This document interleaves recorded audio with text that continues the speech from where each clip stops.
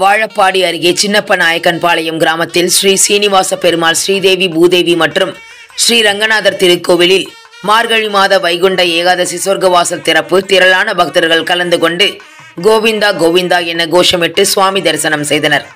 வைகுண்ட ஏகாதசி விரதம் இந்துக்களின் மிக முக்கியமான விரதங்களில் ஒன்றாகும். பெருமாளுக்கு உரிய மிக முக்கியமான விரத நாளாக இது கருதப்படுகிறது.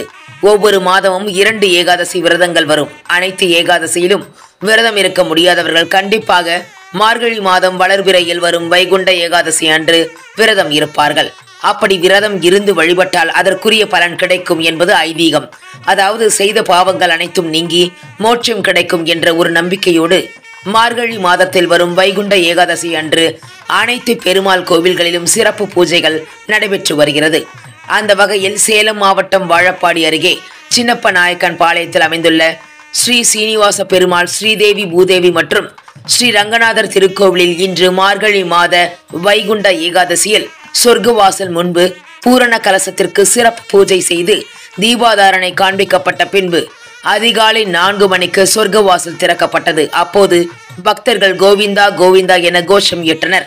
அதனைத் தொடர்ந்து ஸ்ரீ ரங்கநாதர் சுவாமிக்கு சிறப்பு பூஜை செய்யப்பட்டு மகா தீபாராதனை காண்பிக்கப்பட்டது.